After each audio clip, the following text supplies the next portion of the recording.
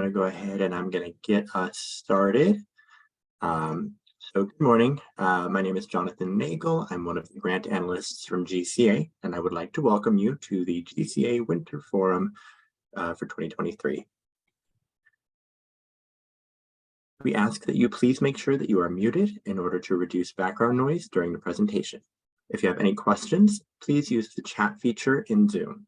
We will pause after each segment and at the end of the presentation to answer questions. We want you to be engaged. This meeting is for you. We have some quick disclaimers before we move into the heart of this quarter's forum. This presentation will be recorded and retained for the legally approved retention period under Washington state policy. It is subject to release under the Washington State Public Records Act or the Federal Freedom of Information Act, and will be posted publicly on our GCA YouTube channel. And for any of you who would like to see them, slide decks and recordings for this and past forums are linked on our GCA Forum webpage.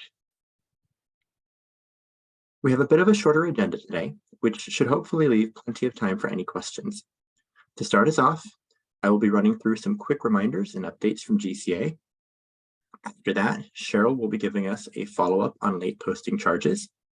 Patrick will be giving us a small update on finance transformation, and then Cheryl and Michelle will be taking us on a guided tour of Award Portal. Our first notice is an update that GCA will be unavailable on Tuesday, March 14th, 2023, as we take part in a department-wide meeting with the rest of Sponsored Programs Finance. We will respond to any requests on Wednesday after we return. Our next notice is a reminder. Please don't hang on to your checks. Even if your funding action, or FA, is not yet processed, send your checks to GCA so we can get the payments applied promptly once the FA comes through. Please send them to our lockbox and reference the FA, EGC1, or budget number. For reference, our lockbox mailing address is shown here, but it is also shown on the GCA website on the contact page. Next, we have another reminder. As always, please check your grant trackers. GCA is currently conducting our mid-year stipend reconciliations for training grants, and we will be sending out notices anytime we encounter a problem. Resolving those problems in a timely fashion is key to a fast and easy budget closeout. All right, do we have any questions so far? Not seeing anything in the chat yet. Okay, well, people will still have options to ask questions if anything comes up later. So we're going to move on. So on to our first major topic, we have Cheryl, who will be talking to us about the situation with late posting charges. All right.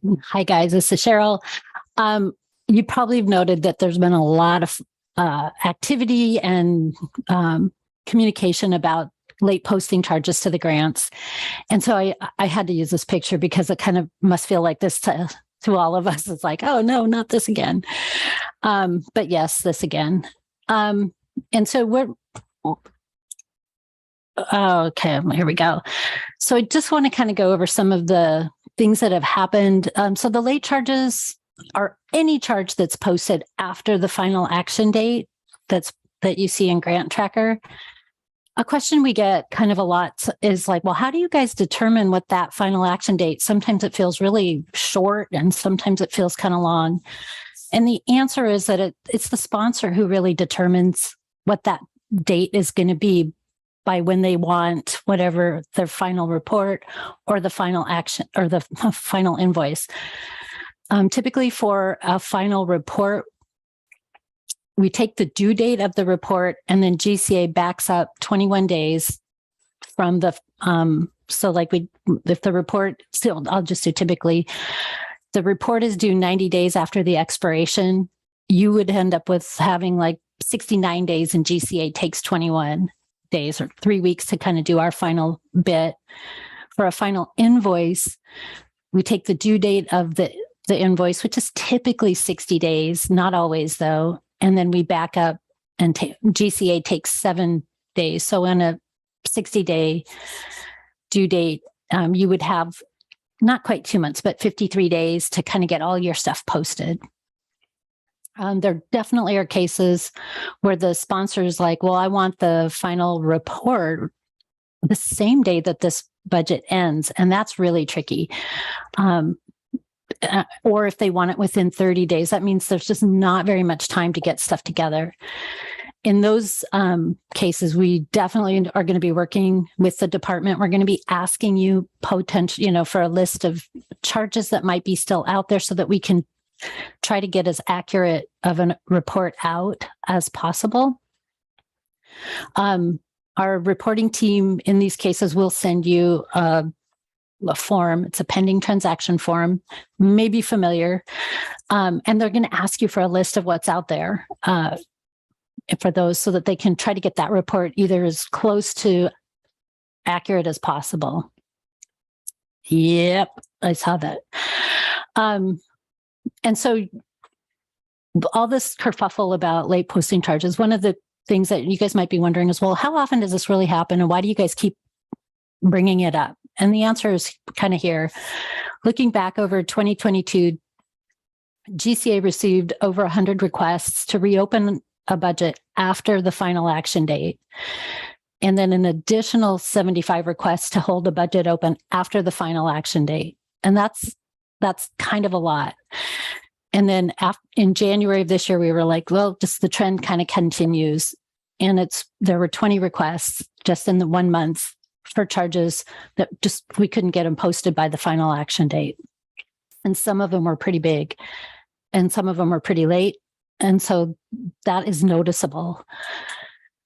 And so who's noticing it? Well, it's NIH. And so NIH is making it they're trying to make it hard for people to put late posting charges on. And so they updated their system and their process so that anytime we're asking to post a charge after the payment management system, or we call just shorthanded as PMS, once it's closed, they're like, you need to get written permission for this. And they're like, and this written permission has to come from our OSP. And so they made that change in 2021. In 2022, we had a lot of requests. And so in November, what we hadn't realized is how they were also tracking. We received an email from one of the PMS managers that said, hey, you guys have a lot of requests and we're using the same reasons every time. We're lack of staffing, we're not trained. And they noted that they're not seeing any improvement. So we were like, oh, this is information for us, and that we really do need to share this across the UW here. And so what we had to do is kind of scramble to figure out, well, how are we going to meet this new process? So this is high level. I'll just kind of walk through it. But basically, if you notice that you have a late charge, there's going to be some changes, and some people maybe have already experienced this, but when you come to GCA and you've got a late charge, we're going to ask you for a justification about why this wasn't caught in the final reconciliation. And then we're also looking for what measures have been put in place so that this doesn't continue to happen. And since we've been getting denied by the NIH, we're going to ask for a deficit budget so that we have everything in place for whatever happens. So no matter the outcome. But the rest of this just kind of goes through, GCA is going to review the justification and the request. And if it's, well, we didn't have staff during this time, we're probably going to decline it because we've been declined by NIH a couple of times now. So they're seeing that and they're just like, nope. So we're not going to continue to submit those just because we sort of we don't want them to see that that's the case. But if it's a different justification that makes sense, we're going to send it on to OSP, who will then forward it to the NIH or whichever agency, the GMS there and their PMS people. That's kind of the general process. If the request is denied, we'll just process a deficit transfer and close the budget. NIH will always take a credit. Pretty much almost everybody does. So those, we're really hopeful that we'll get a better process for those, because we're having to provide justifications for those as well. And a lot of times it's a subcontractor, and that's kind of been out of our hands. And so I think we're not the only institution saying this doesn't feel quite right. A thing to think about is, like what's really at stake here. And I think the email from the NIH PMS manager kind of called it to our attention that it's really our reputation, which is then followed by, something that the university has, which is expanded authority, where we're given permission to we have a few permissions that we don't have to ask for. And the big one that we would all feel if we lost expanded authority would be automatic carryover. It would mean that every award we would have to write and ask for carryover of an unspent balance and provide those justifications. So we don't want to lose that. That's an important thing. And this is a repeat. So if you do find a late charge, the sooner you let us know, the better. So what we do is we're going to review every single request like we always do. If we're notified in advance of the final action date, what we're going to try to do is give you a little bit more time, like share some of the time that GCA has allocated to us. And if the charge isn't posted by the new deadline, we really want to move forward with the final report, and really importantly, a final invoice. And the reason for that is we don't want to jeopardize the costs that were posted timely while we wait for a charge to post. And so it's better to let that late charge kind of stand on its own. And if we get reimbursed for it, yay. And if we don't, we didn't lose this much, we only lost this much. And sometimes sponsors, when it comes to invoices, will allow us to send a second final invoice, when it comes to those things.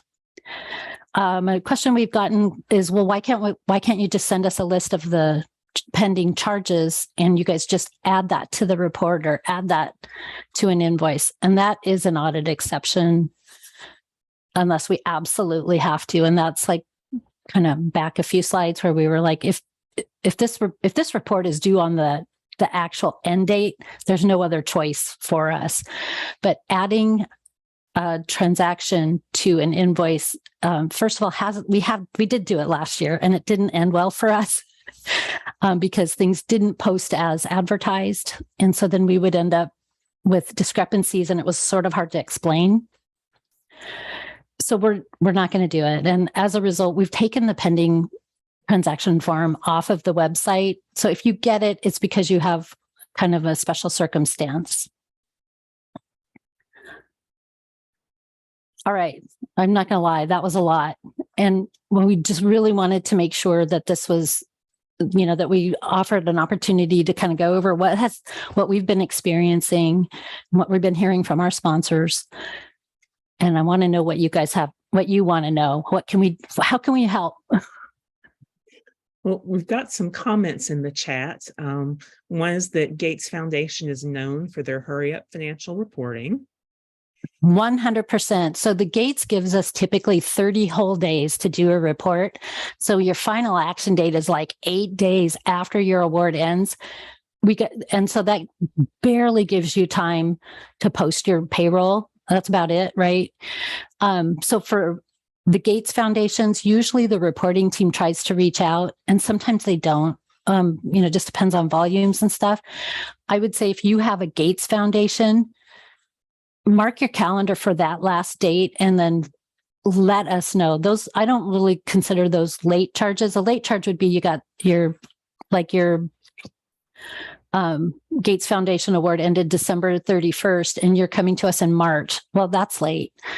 But something that if we can get out everything posted during that January timeframe, we'll wait. We would hold the report until the very last day. And if we really, really can't do it, we might say, can you ask the Gates for a little bit of a, can we get the final report to them at the end of February instead to give you a chance? Because I think they think we can do it. Because we keep agreeing, yes, we can get this report to you in 30 days. We've got also several comments on subrecipient issues. We've got subrecipient final invoices can be challenging because they are typically given 60 days after their subaward expires to submit their final invoice. Some people in agreement with that. Also, agreed, subrecipient final invoicing has caused all of our late charges, and we always know they are coming. Someone's saying, I've tried to reject the subs invoice, but they went over my head and got approval from OSP to submit. And we have been talking about this in our department and want to consider that the subcontract invoices due in 45 days instead of 60 if possible. Yeah, I just learned something really interesting. If we use the FDM, the FDM partners subaward agreement, that defaults to 60 days. And so when you're setting up your subawards, if you have, or FDP, what did I say, FDM? Okay, thank you, Lori.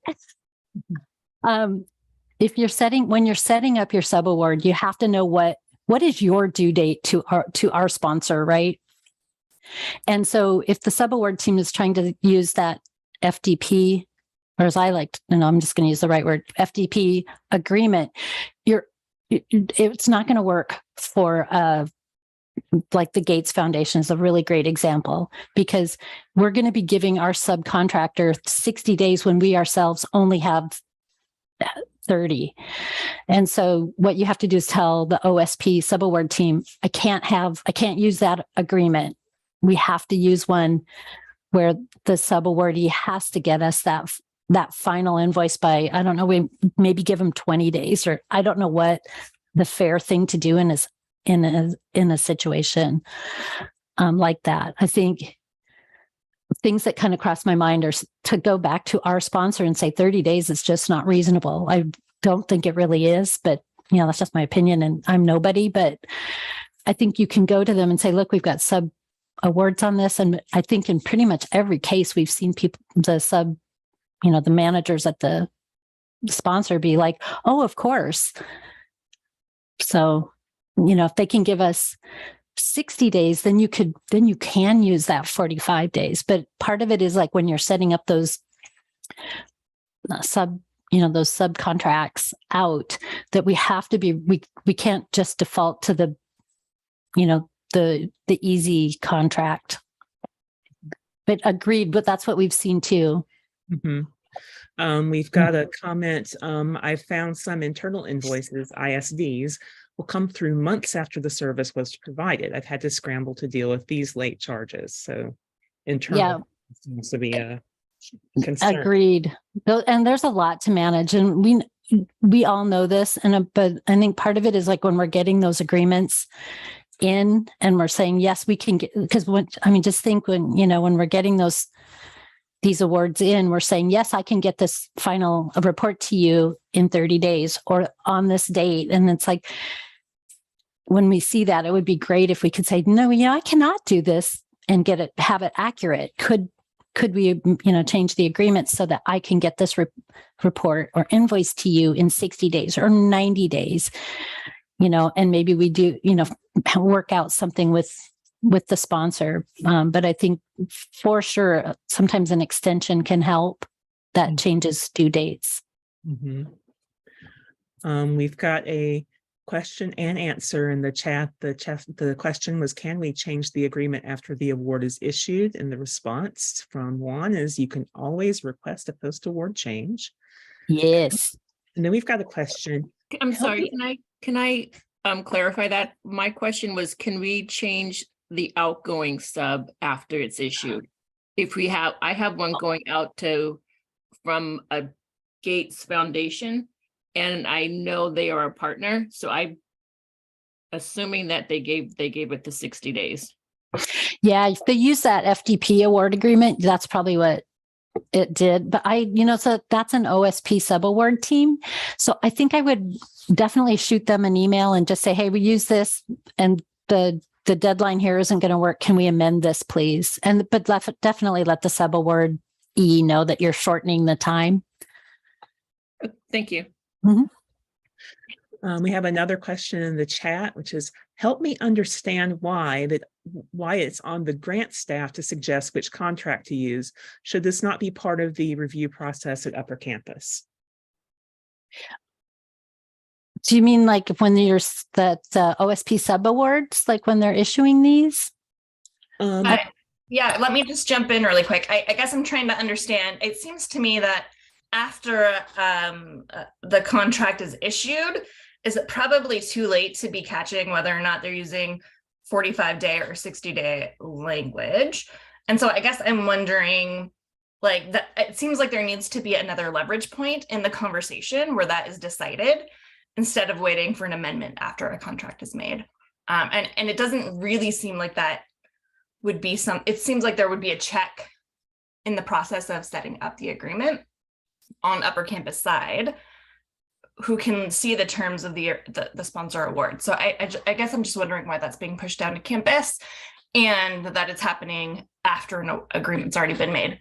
OSP, from my understanding, doesn't typically ask us, up front what we want. That negotiation happens and then it gets set up, right? Can I help answer that, Cheryl? Yeah, please. Because I think OSP probably does need to be involved in this conversation. So I don't necessarily want to speak for them and what their process is. But at the time of negotiation, that is one of the things that is being negotiated. So I would rather have them in on the conversation. I can shoot them a message and then we can get back to you guys on what their process is, because I think that should be coming from them.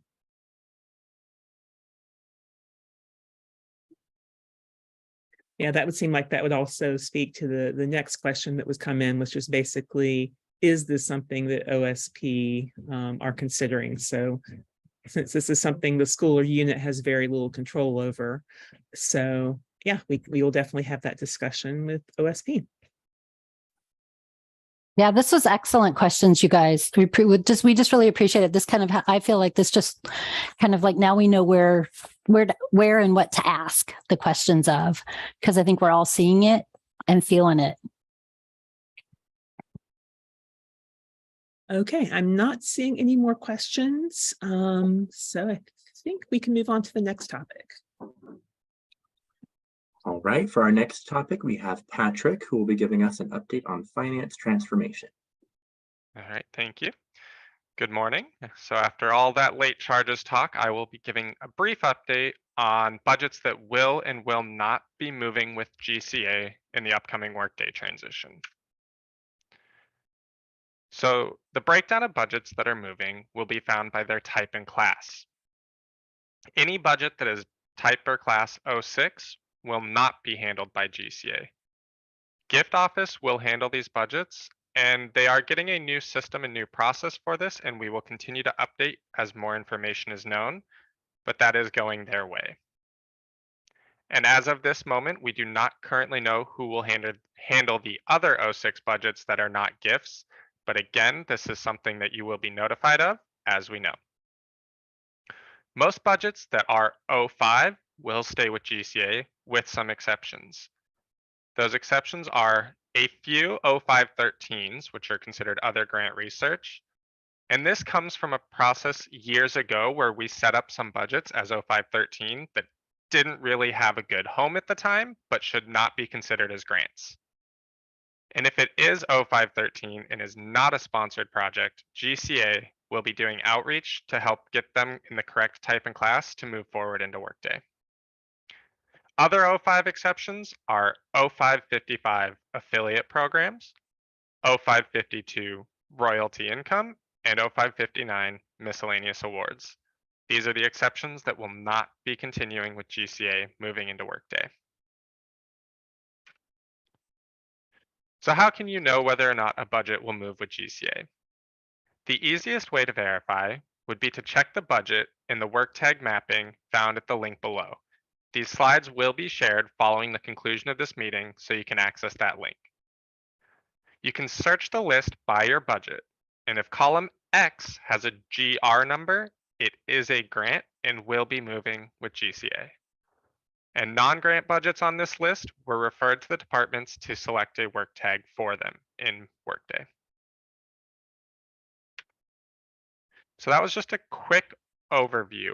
Are there any questions? Not seeing any questions on the budgets that are moving from GCA. We do have one more question, which was answered, a couple more questions going on about the late charge reconciliation. How do you anticipate late charges to be handled due to the Workday transformation? Juan responds that late charges will be harder to post in Workday. There will be an additional status called closeout in progress. This status will only allow GCA to make reconciling entries.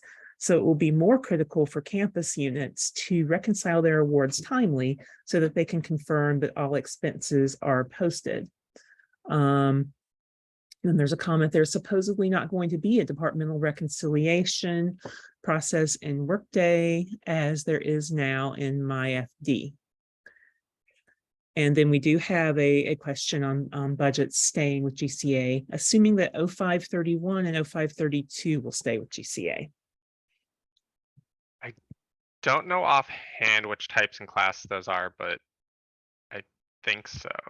Yeah, those will likely stay with GCA. There might be some exceptions. We're going through right now in GCA and looking at the type classes and trying to make some corrections, because some of them might have just been miscoded from if they got set up in 1970 or 1980. We're seeing some of those come through. So those are likely incorrect. And we're going through right now that we're doing data conversion, and we're looking at those exceptions that are popping out. So we're trying to make all of those corrections prior to go live. So if we have a question or if we're seeing something that isn't coming through, we'll be reaching out to the unit that's affected. And we've already been doing this. So some of you may have already been contacted saying, with us saying, hey, we don't see that there's an EGC1 in here, so it's not being converted, because in order to convert, it needs an active EGC1. And so those communications are already happening now. So we will be reaching out to you, but in essence, the majority of the O5s are going to get converted. And then I think there was another question there about the reconciliation process. And yeah. There's supposedly not going to be a departmental reconciliation process in Workday as there is now in MyFD. I think each unit right now has people who are supposed to be their unit readiness leads. I know that there's a lot of work going on with the shared environments, and that's not completely clear to me how exactly that's going to work. But hopefully within your unit, you guys have somebody assigned that is having those conversations in those meetings about where the shared environment is what role they're gonna play, because I think they're also supposed to be doing some high-level reconciliations versus what role will be played within your own unit as far as how much reconciling you guys will have to do. I know I've been a little bit out of the loop on that because that's a campus activity, so don't have a whole ton of information on that, but we might be able to provide a link as far as who your unit readiness leads are if you don't know that, so that you can at least have that handy and follow up with that person, because they should have more information. Okay, I think that's everything. All right, well, thanks everybody, Patrick and Susan. For our last presentation, we're going to be handing things back over to Cheryl and Michelle, who will be giving us a quick tour of Award Portal. All right. Thank you, Jonathan. Okay, since my other presentation went so well, I thought we should just jump into something crazy here. This here is a look at the new award portal, which will be the system that's going to be replacing Grant Tracker after go live. I want to do a full disclosure here. This system is like midway through development. There's a lot of work that we're going to be doing on it. But what we wanted to do is be able to show you kind of how it's set up and how it's working. So it, you know, so that it hopefully makes sense and it looks familiar and you can feel a little bit of comfort knowing what's coming. But it's not going to look exactly like what we see as we go through here. Some things will look familiar, but not certainly. There's going to be some much refinement, I hope, and more work to be done after go live. There is a lot of development yet to do, and we're not going to make it in time for the July go live. So what you see here, this is your initial landing page to search for stuff. And you'll note that there's kind of a lot of things that look really familiar. You can search by an award number, a grant ID, a grant name, an award name, which is something we haven't been able to do, an invoice, which is something we have been able to do. We've added the institutional ID, which is the SAGE cycle, which is kind of the way things are going to be moving in SAGE. I'm not super familiar with all of that, but that might be a way to search. Sponsor award number, the sponsor name, a PI name, cost center, and for those converted budgets, we're going to have, you can search by the budget number. Another disclosure I have to make is that Workday is reorganizing how our financial information looks. And so the award portal is trying to do two things. It's trying to keep how we had Grant Tracker set up and accommodate all this additional information and how things are, you know, I think we all know information is just going to be much different and there's a lot more of it. So Michelle's going to be doing the navigating here. And that's really the purpose, is just to kind of show some navigation here. So we're going to do a search by, let's do a budget number, Michelle. We got 666809. Yep, she's already got it there. She hits search. So apologies if this is somebody's on the call. This is your budget. We're just using this. The other thing to note is that the information isn't uploaded every day like our work is. And so, it, you know, stuff is not up to date. So what she got back, she searched for this budget number and it returned, can you scroll down, Michelle, to return 3 lines of information.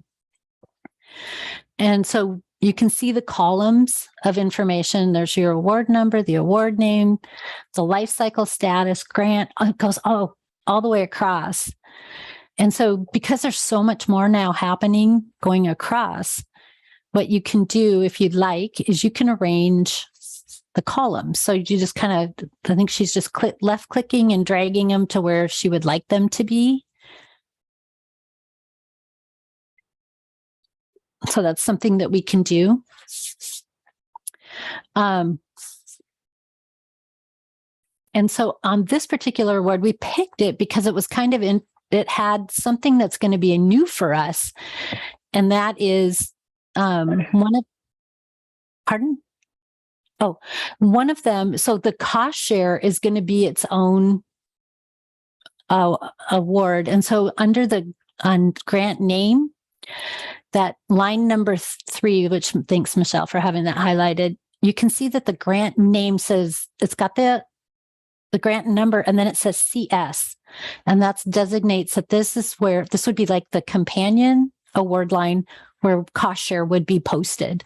I don't think we have any of that in here for this one, but it would show that.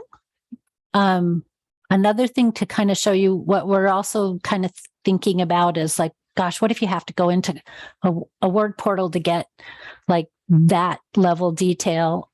And so you're going to notice after a lot of in each of the columns after the data, we have a little square with an arrow, and that arrow is going to take you directly into the award portal. And I believe the hope is that it will take you to, like, if you clicked on like the grant ID, it would take you to that page in the award portal. That's where we're going with this anyway. let's see. Michelle, is there anything else that we would like to talk about on this? Oh, one thing I do want to mention is that what you're seeing is there's the 3 lines that we have. Line number 3 is actually year 1, and in Grant Tracker, it's the prior budget. And so in Workday, because the award is this whole thing, there's going to be you're going to see last year's stuff and this year's, and if there's prior years, all of that would come up.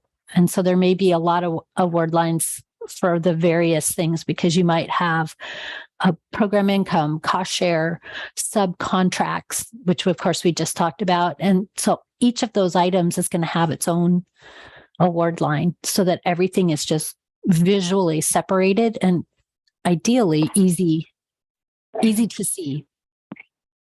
Hey, Cheryl, Yeah. before we go to another screen, sort of to click on another screen, can I go ahead and get the questions that we've got so far? Oh, yeah. Please. So first we've got, I'm sure you were all on it, but it would be helpful if these fields matched our working naming conventions, e.g. instead of award name, it would be helpful to have short title, long title. You mean across the column top? Because I think we only have the short title, right? Are we talking about the column, like instead of grant name or award name? I'm not sure. Alyssa, do you want to speak to that, or yes. Those columns, I think. Okay, duly noted. We're not on that, just so you know. So we're just trying to get the framework set up, but there will be an opportunity for those who are interested in helping us test and provide feedback. Just so you know, that's coming, because this is the kind of stuff we don't exactly know what would be best. Mm-hmm. Next question we've got is the award cycle the EGC1 number? I think it replaces that.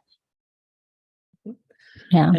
And what is recycled, which is the fourth. Oh, great question.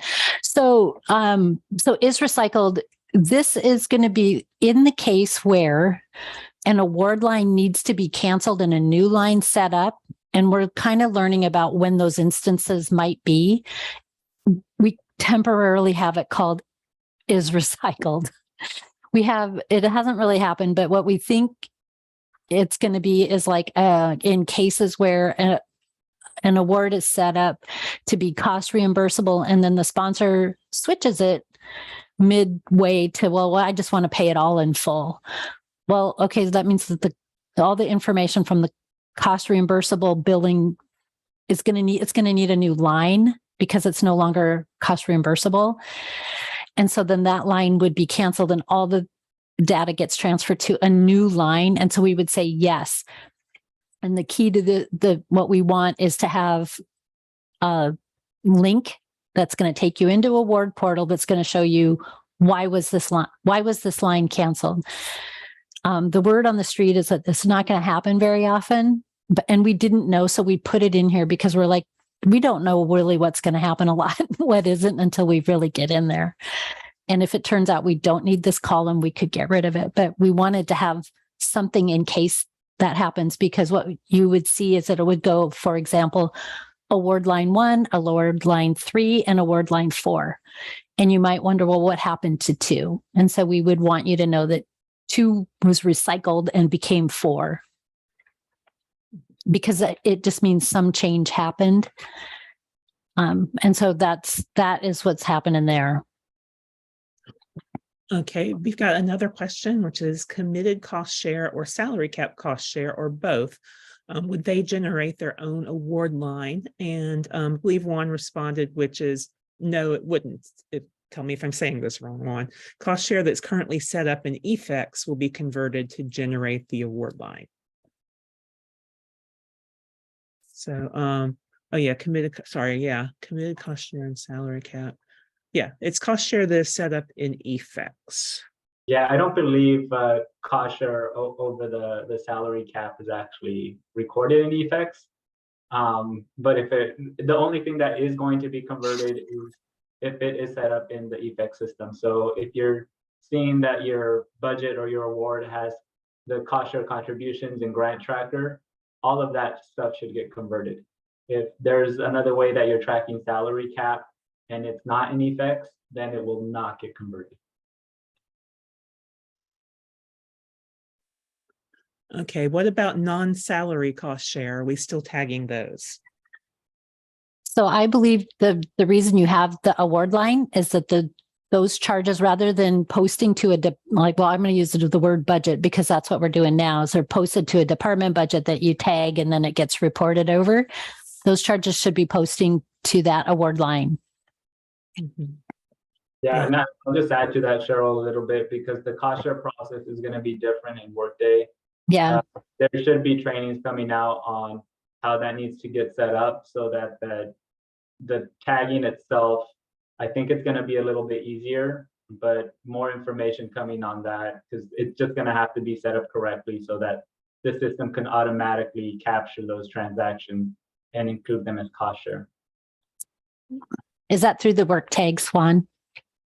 It is through how we set up the cost share line. So whenever we're going to be setting up new cost share lines, that addendum is going to be critical to actually state what's contributing the cost share. So Workday is going to require a cost share funding source, and it's going to be looking at the rules that we set up. So for example, if you have a FEC cost share and Workday is first going to be looking at, okay, did this PI have salary to contribute? And then it's going to automatically be doing whatever percentage we set up. And then if it has non-FEC cost share as well, then it's also going to be looking at, okay, did we have cost share for, I don't know, I can't even think of something right now, like a other contractual service.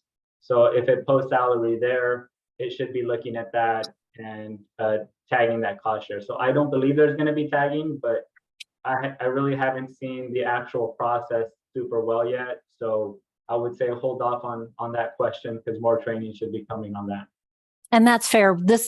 We're trying to focus on like the award portal system. And I know it's easy to get a little bit and go, down all of the questions. So I don't know if we want to just kind of keep showing you what we have for the award portal here, or if they're more. Yeah, well, we do have a question: is our advanced budget's going to get an award line as well? I can answer that quickly. Yes. Yay! Yes. There will be an advanced award show. Yeah. Great. Okay. And we've got some clarifications. We won't be referencing a GC1 in future state. Instead, we'll reference a cycle number. Currently in Spark, there is a GC1 where the GC1 is part of a cycle. And let's see, for cost share and the PI changes up, the contributions front was initial. I'll assume we have the flexibility to update the cost share award line throughout the life of the cost share commitment. So yeah, I think we can maybe kind of table the cost share discussion for a moment and leave to the next, because yeah, there's going to be a lot of moving parts here. Susan, I can quickly answer the first one that Okay. about the EGC1 number, because that's going to be a major shift in Workday. So instead of going off of the EGC1 number, really what we're going to be looking at is that award shell, and the award is equal to the cycle. So the award header level is really what we're going to be using to determine what the full award is. So that is going to be a shift. And I think OSP and GCA are creating documentation to more clearly outline that. But yeah, it's going to require a shift in thinking on that. All right. Thank you, Juan. All right, Michelle, let's go to, if you want to, can you select maybe one of the grant lines? So you've done your search and you've found what you were looking for. This is going to be what comes up, and you guys might recognize the different headers. A lot of them are similar to what we have. When you go into Grant Tracker right now, they're all open. So Michelle, if you want to just do show all, it's a lot. Okay, quick, don't show all. But but so you can have them all open and then go through section by section. So that's a good view. As I said before, this is a lot more information than what we're used to having, and it's organized in a different manner. So we can go back up. Michelle, let's go ahead and close those all, but we'll just go through them. So the grant information page, I just want to one more time reiterate, this is not how it's going to look, but what it shows you is the vast amount of information that is available to us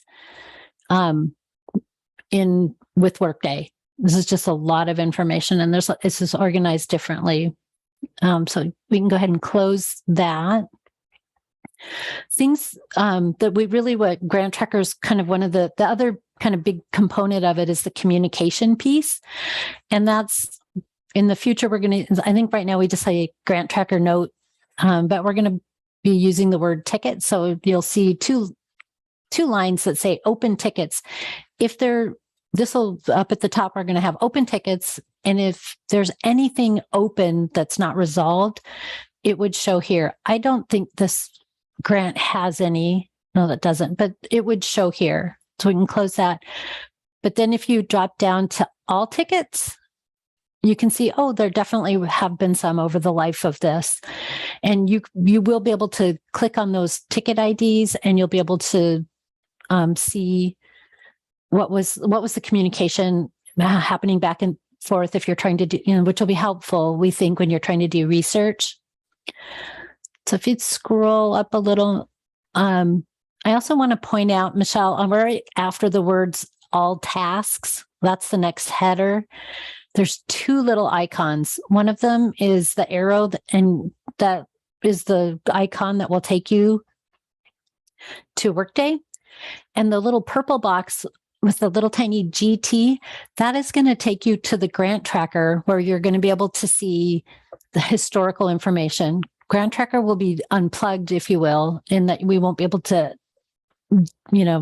send messages back and forth like we do now, because that will happen in Award Portal. But it is important because, for the converted budgets, and it might be easier, like if you're trying to do research year by year, it will be all laid out and it'll look the same. The component that will be missing will be the communication, the notes, but they will be preserved. So just so can recognize those two little icons.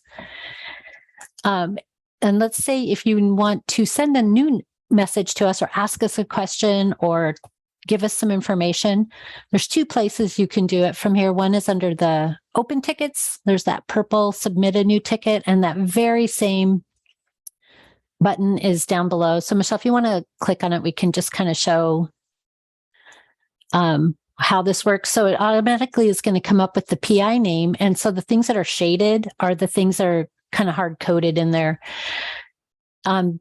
This word has a contact. And so your email automatically comes in. And so Michelle signed in. We have a test. She's in a test environment. And so that's her name in there, SD Campus, but it would be your name and your email in there. So just like you would now, you'll write your subject line, I need help, or test. But one thing that is going to be different is the topic titles or the topic types. So we're going to have advanced spend, closeout. So you're going to see some different things in here. And so what we did is we added a little glossary, right? That little thing there. And so it's like when you're trying to select, what is this? Award setup? Is this an award line setup? What am I even talking about? And so this just gives you a little thing, which I think is going to be helpful as we learn this. Probably a couple months into it, we're going to know, just like we do with Grant Tracker right now. But we're trying to put stuff out there, and it's okay if it's not the right topic. Totally okay. And then you would write your message in the big box there. If you had any files to attach down below, it's got a little attachment section. And then you would click submit. We are not going to do that because this is this is actually live, and it will send an email notification to B. Gonzalez, and who may not appreciate this email, because it's going to say, instead of I think it's right now it says grant tracker, it's going to say maybe AP or award portal. So that's how it will look when we get in there. So the notices will be the same. We tried to make this look as much like the original as possible. I think it has some extra formatting options, which is kind of nice. You know, we can use bullet points and things that we haven't been able to do. So that's creating a new ticket. Michelle, let's go back out, and if we go to where do we get to, like, the award line financial information? And again, you guys see the icons on all the stuff. And so these are, again, there's our information, but can you go ahead and click on the award? And so you can see the award's kind of like the high shell. And so the award information has it has fewer, because it's mostly just about, it's just mostly a little bit of data here. And then, but again, it gives you to open tasks. So I don't know if you want to click on that. If there were tasks like an invoice is due, a report is due, there's going to be a lot of different things in there. Another field that we're going to have, this one doesn't have it, is going to be special conditions. So like if a special condition would be cost share, equipment, things that are kind of right now sort of embedded with codes in the system. And it's like, if you kind of have to know, sometimes it's in the award agreement, and sometimes we call it out on the funding action notifications, but they're going to be laid out really nicely, I think, here. And it will be both in award portal, and of course it's going to be in the Workday system. And then let's see if you can really go back to the search, and we just want to show you, like, you can search. So like if you want it, we're just going to use the same thing. So if we want to go, you do need, right now it is kind of exact. So like Michelle, if you'd have to type in AWD and then the dash and then the 0, you've already got it there. Okay. And then you can search and you can get back to that. And then searching by invoices. So the invoicing is going to have all the invoices are going to have a new look. So they're going to start with CI, which stands for customer invoice. Michelle, can we clear out that? Yeah, we'll clear that out. And let's do a search. We have an invoice to look for here. It's CI dash, it may come up, 1 and then 0000085. Let's see if we got it. Nice job. And so I think you have to click on the grant. And then there's your invoices. And right now we don't have receipts in here yet. They're constantly adding info. And then let's do one last thing, because I know we're running short on time. Back up at the search. I don't know if you guys use it much, but the cost center replaces org code. And so we just picked one budget that we're going to continue to pick on. So if we search by CI dash, I said CI, I don't think I meant that, CC 101693. And it's going to bring up a bunch of things. It will not do that. This is a bug. So it will not do that down the road. It should just bring up that one. And then it's going to bring up all of the grants under that cost center. And in this case, it brought up 116 items. And so you would hopefully find what you were looking for. And then you can refine the search by, sorting and filtering. So those are both things you can do by each column. All right. This concludes this portion of this. This is just our first thing. We do have some questions. Okay. Let's see, scrolling up, make sure I get everything. It looks like the grant information is mostly details that GCA needs. Would it be possible to order the content sections by the topics that most departments need most? Potentially. This is, like I said, this is just this is one of the first frameworks that we have. And so there are two sides to the award portal. There's the side that GCA uses and the interface that campus uses, and it's usually not the same. But we do use the same information, just I think we have different needs.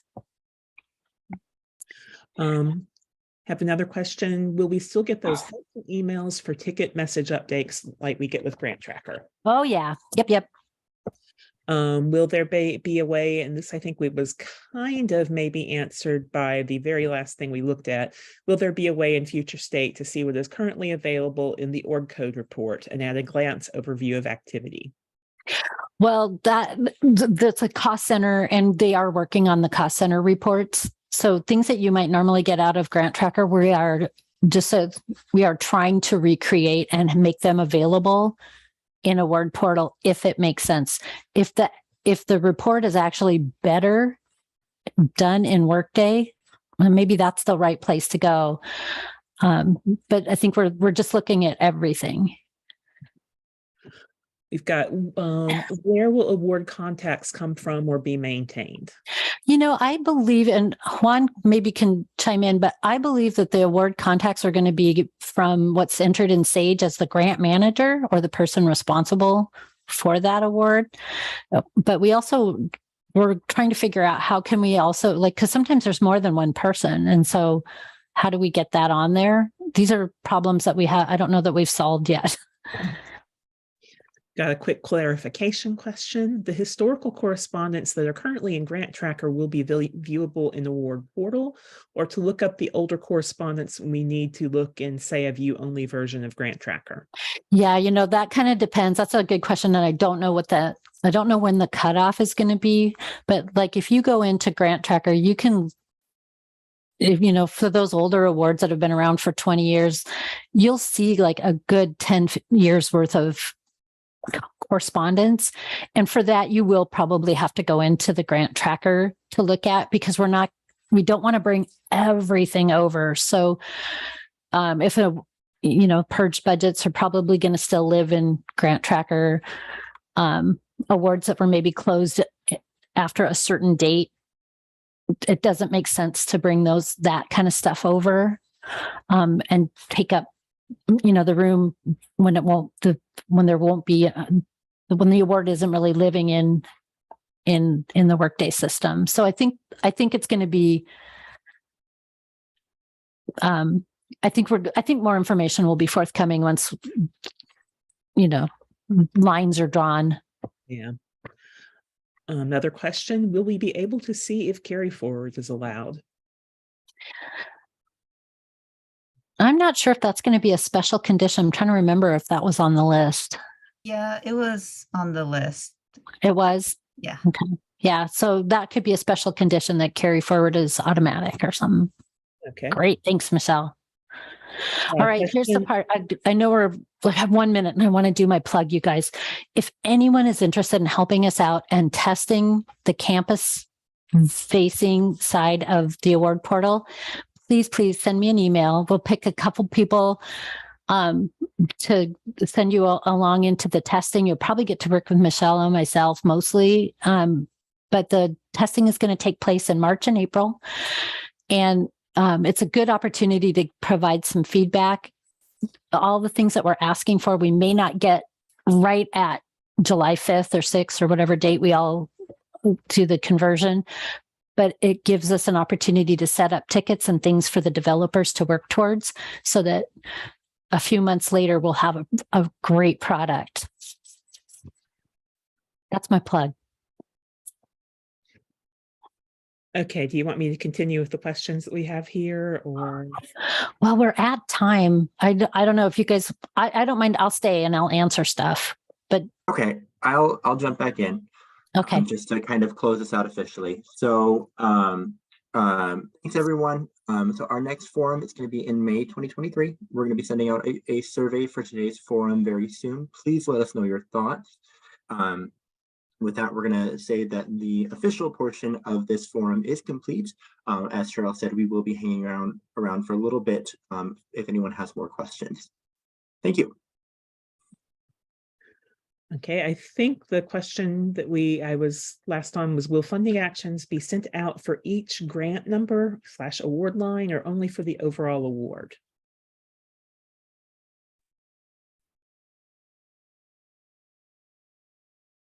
I don't know that I can answer that. I think there's a lot of process questions, and I don't know that I have not been in those conversations about what the notification process is going to look like. Yeah, we have how are departmentally generated invoices handled? The same method is now uploaded as a note. Probably will be a change. And I'm not really sure. Again, I think there's a lot of discussion right now. I think that might change. But we definitely would have to create a receivable. And again, I think that's going to be a process change. Okay. We've got Ray award contacts. We need a way to continue using a shared department email account rather than an individual name in the EGC one, so we aren't limited to those few named individuals. And we appreciate those. So yes, that's something we have to work on. And then we have, will you send answers to all questions? We will send answers to all the questions that we have the answers to. A lot of these are process things that I don't think have been decided. So we will do our very best. Okay. Do we have any more questions people would like to add?